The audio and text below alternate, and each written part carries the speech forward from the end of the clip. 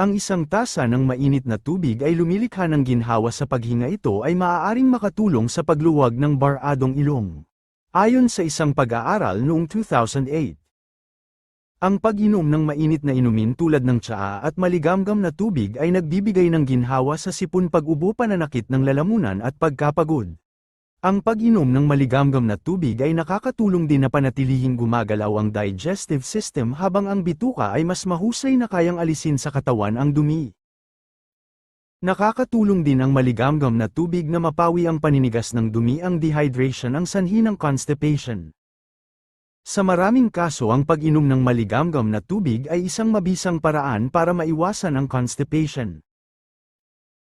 Ang warm water din ay nakakatulong para sa paggana ng utak at mabawasan ang pananakit ng ulo. Ang pag-inom ng maligamgam na tubig ay maaaring mapabuti ang aktibidad ng central nervous system, gayon din ang mood. Ayon sa isang pag-aaral, ang pag-inom ng maligamgam na tubig ay nagpapataas ng aktibidad ng utak at nabawasan ang pagkabalis.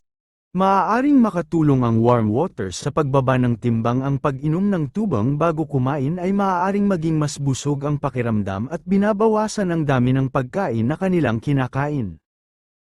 Habang binabanlawan ng iyong katawan, pinapagana din ito ang iyong metabolismo.